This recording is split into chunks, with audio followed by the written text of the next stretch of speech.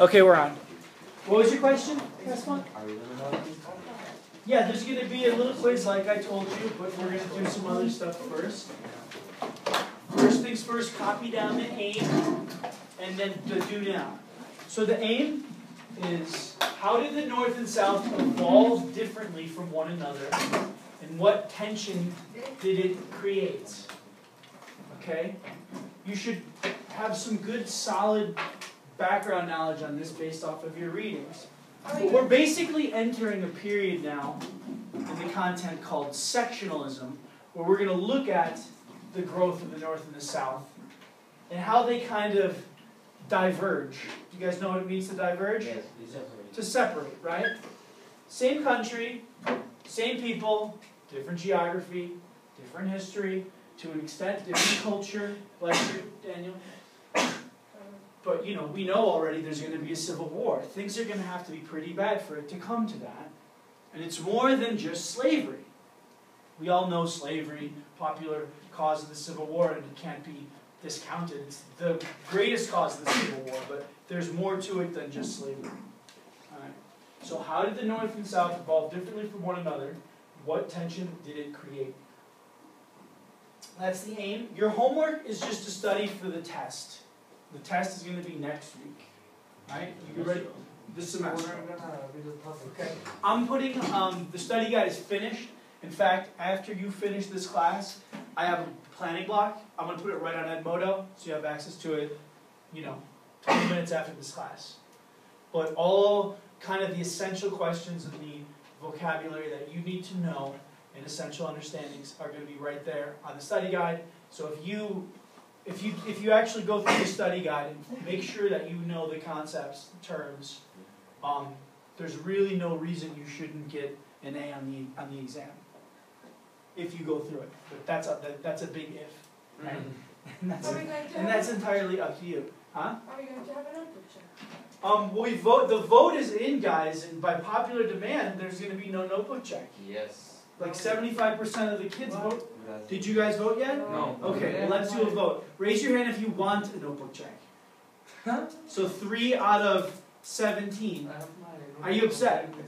Yes. Yes, You would benefit if I got that. Your grade's like a 90... Yes, but I needed to get some. You are exempt, Money. aren't you? Yes, I am. Okay, so then you're fine. It's like, yeah. I'm still going to have them going forward. I did the same thing last year, where they got a semester, or a term off, rather. Okay, so now on to the do now.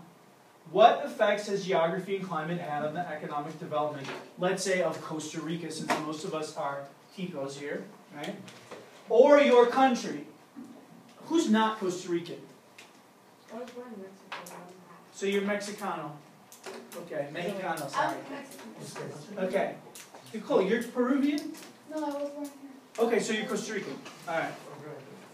So let's think about this, guys. Think about this for about a minute. Maybe make a little list. What effects has geography and climate had on the economic development of Costa Rica? This is a kind of general understanding concept you can apply to any region, right? If you look at the geography of a region, okay, it can be very telling about the economic makeup and industry of that region. Obviously, I mean, look at Panama. They have the perfect isthmus to create the canal. You've seen Panama City. It's kind of an island of luxury in what we consider generally an impoverished country. We've talked about this, right? But the role, okay, what did we talk about already comparing North America to South America and the role of geography in their development? Yeah.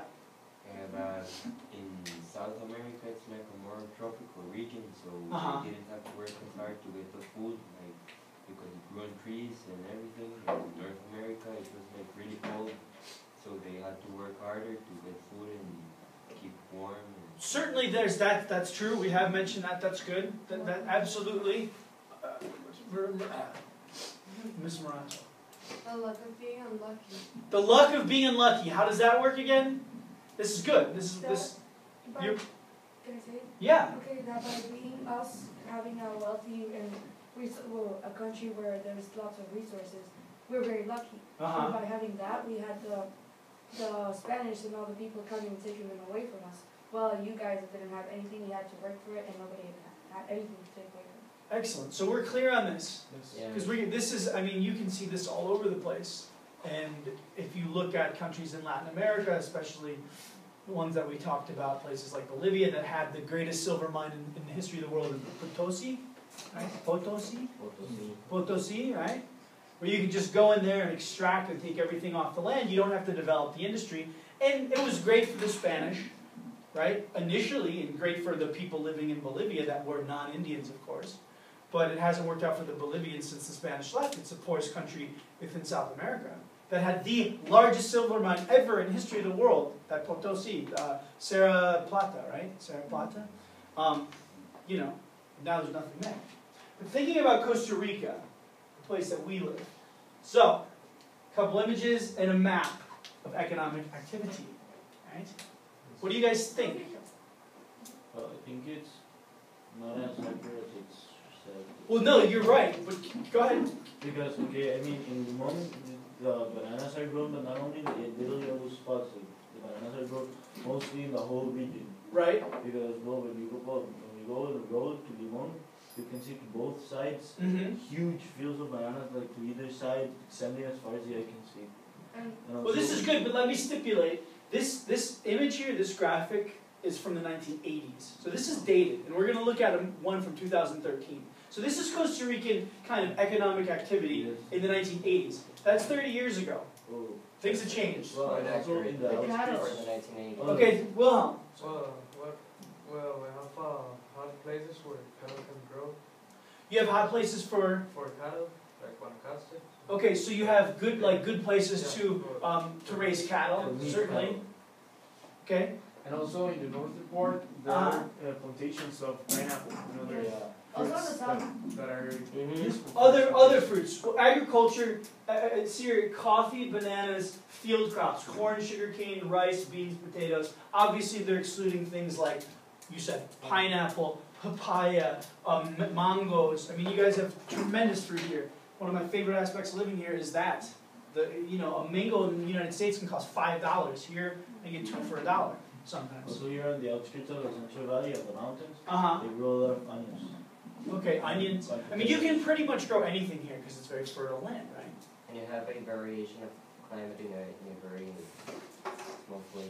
A variation of climate, excellent, a very small place. How did the geography influence the early development of Costa Rica, though? Let's think about Costa Rica is something different now. It's 2014. But think about early Costa Rica, post-independence. Okay? Costa Rica had the ability to grow a lot of crops, so they had a lot of money circulating because they sent crops to every part of the world, so the economy started growing. Okay, they started growing based on, you're talking about agriculture. Yes. So it started out as an agricultural economy. Especially coffee. Coffee Those here, coffee scents. bananas here. It started as a banana republic. Right, well, no, we talked about the Banana Republic and what that concept means, and yes, I think you could say Costa Rica at one time was, but I wouldn't say that now. Now let's look at something a little more recent. I know it's kind of blurry. Okay, this is obviously a couple years old because the president is Laura Chinchilla, so the last president. But look at these numbers here. These are Costa Rican exports, 2000, 2008, 2009. The blue stands for services. The red stands for advanced manufacturing, and the green stands for medical devices. All of these types of exports are what types of exports? Like, they're not food, they are... They're not food. Yeah. So, Manufactured goods. yeah, we have agriculture, right? Agriculture on one side, and then you could say manufactured goods or industrial goods. And then services. Yeah, manufactured goods, and then you have services. What is services is kind of tricky for some people to understand, like service economy. What's a service? And for example, those people that work at hotels, when you come to like tourism. But is that Perfect talking for about, Costa Rica, is tourism. that talking about private services or the state service? Just part. It could be both because they're just talking about the economy.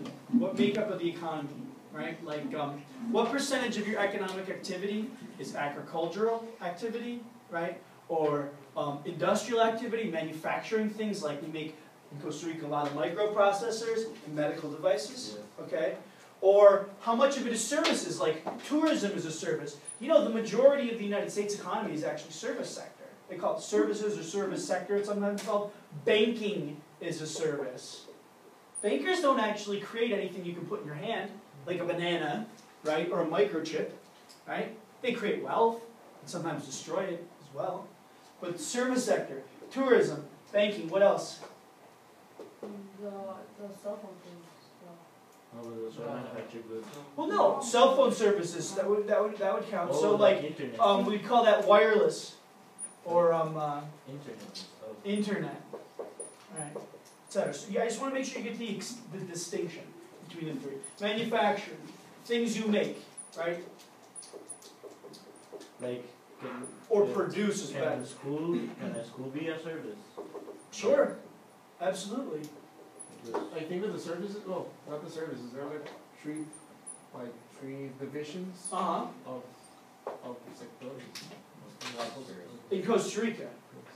Well, here it says the main sectors are, there are. I mean, the main three, if you ever break it down, are agricultural, manufactured. And manufactured is also sometimes called industrial.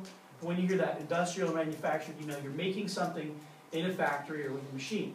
Right? Agriculture, growing it. Services, you're producing something, but not necessarily something you could put in your hands. Not a product. Well, I should say not a product, because you know, paying for a hotel room, you're paying for a product. You're paying for an experience. But do you understand the difference? Services? Okay. So, we know this stuff generally. Let's move on to the next one, because this is the most eye-opening. Agricultural, industry, and services, as of 2013. This is the breakdown of the Costa Rican economy. So, 72%, almost 73% of your economic activity is service sector. Are you surprised by that? No. Not in the public part. no, I think it makes sense. It's logical. We have changed. We have evolved. No, absolutely. Regarding, for example, agriculture, and now we don't rely on that Yes, because activity to No, that's very good. even though we think industry is a big thing here, like our ability to export a lot of products it's not very good because the roads here are not really good and big, so it's probably hard to export a lot of things, so the service which would provide the most money, like tourism. Tourism. You know, another one that you guys, I mean, there's nothing wrong, I don't think there's anything wrong with it, even though I don't do it myself, but gambling. You know, it's legal here. You know, gambling, like sports book, okay? People betting on sports, right? In the United States, this is illegal everywhere except for Las Vegas. Chris, that's the way it's been legislated. Oh, you can. Gambling is legal in more than Las Vegas. You can gamble in New Jersey at, what's it called, Jersey Shore. Connecticut at Mohegan Sun. You know, upstate New York, where I'm from, there's a casino in Niagara Falls. There's casinos in a lot of places. But sportsbook, betting on sports, only Las Vegas has That's that. illegal in Arizona. No, it's legal. it's legal. Yeah, they have it all the hotel casinos. This is a big draw. And you know what? There's a lot of offshore casinos, well, offshore from the United States. So there'll be like an online website, right? Obviously it's online if it's a website. But people like sportsbook.com where people gamble on sports, and the actual transaction happens in Costa Rica. You understand? Where it's legal. Okay? That's the essence, that's service. This is a big business here. It's a $1 billion industry here. Gambling services. Right? But I think this is pretty cool to look at because I thought you guys would maybe be more surprised. I imagine if you showed this to people in the United States, they might be more surprised. Because they would probably think that your economy was made up of more agriculture. Yeah. Right? I mean, this is what a lot of Central America, well, pretty much Central America is associated with. It's not a bad thing either, good coffee, good quality produce, right? But you can see, I like this breakdown, right? Just thinks that like we live in trees. People don't think you live in trees. It's just, it's ignorance, but you have to understand, Like, guys. that's what they told my friend, like, oh my gosh, do we live in trees? No, what people think is that we're like from Puerto Rico. Oh yeah, that's I can see that, but you know, part of it is just experience and you know, it's really experience. You guys know about the United States, not because we're some super spectacular thing, but we export so much of our culture. Movies, music, right? You guys are smaller. You don't. I mean, this is just reality. Okay? No matter where you go, you can't escape.